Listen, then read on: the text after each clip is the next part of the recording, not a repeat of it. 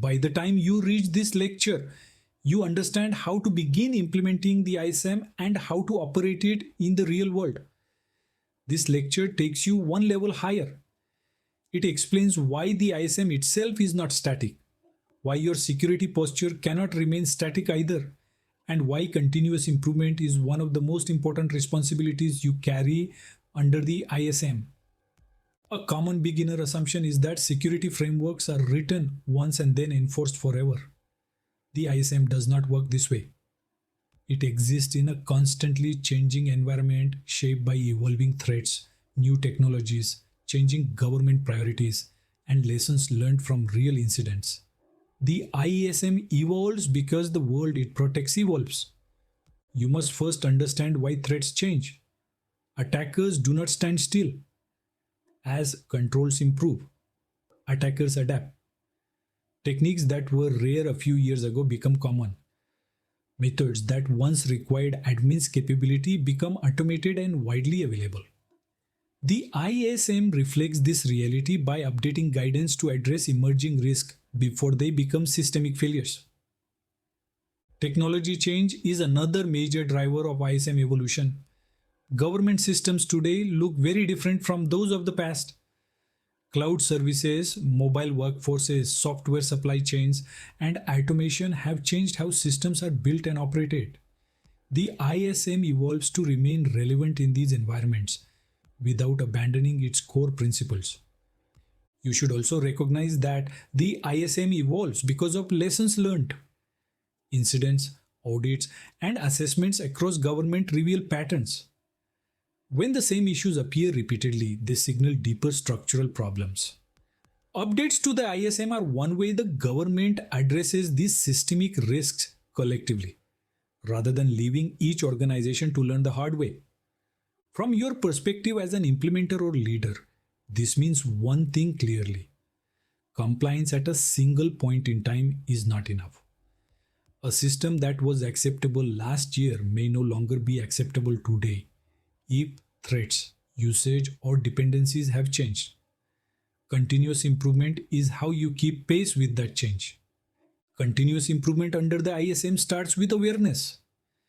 You stay informed about updates to the ISM, advisories from central cyber authorities, and changes in threat activity relevant to your environment. This is not about constant reaction.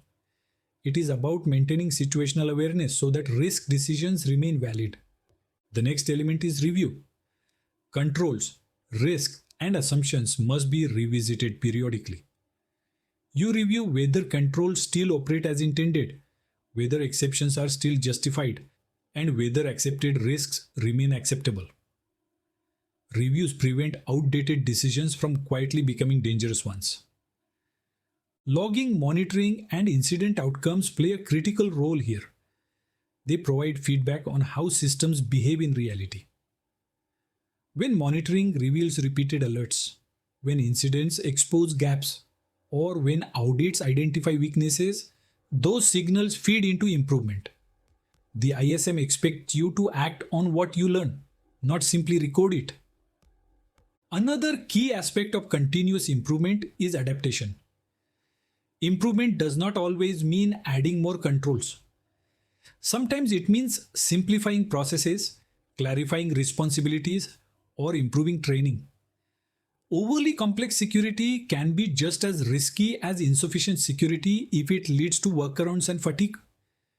You should also understand that continuous improvement applies to people and culture, not just technology. As staff change roles, as new teams form, and as contractors join and leave, security understanding shifts. Ongoing awareness and education ensure that security expectations remain shared and understood.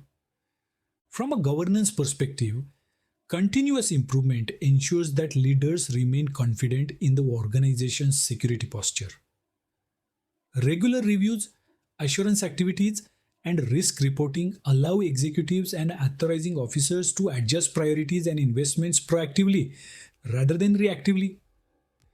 The ISM deliberately supports this approach by being principle-based rather than prescriptive. This allows it to evolve without breaking existing implementations. Core ideas like risk based decision making, accountability, and proportionality remain constant, even as specific guidance adapts. You should also recognize how continuous improvement supports IRAP readiness. IRAP is not designed to validate frozen environments, it assesses living systems. Organizations that continuously review and improve find IRAP assessments smoother and more predictable because issues are already known and managed. A critical mindset shift at this stage is accepting that change does not mean failure. Updates to the ISM do not imply that previous implementations were wrong. They reflect learning. Mature organizations welcome these updates because they provide clarity and shared direction. One of the most dangerous states in cybersecurity is false confidence. Continuous improvement exists to prevent that. It ensures that security posture reflects current reality, not past assumptions. Under the ISM, confidence must always be earned and re earned. You should also understand that improvement is incremental.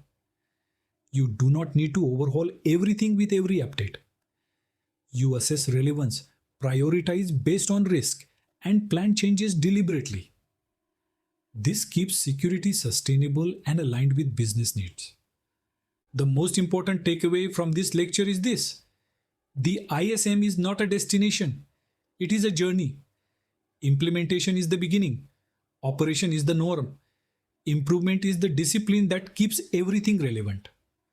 When you embrace continuous improvement, the ISM stops feeling like a moving target and starts feeling like a guide. It helps you navigate change rather than resist it. That is exactly why it continues to evolve. By understanding how and why the ISM changes, you position yourself not just as a compliant practitioner, but as a resilient one, capable of adapting to new threats, new technologies, and new expectations while continuing to protect government systems, services, and the people who depend on them.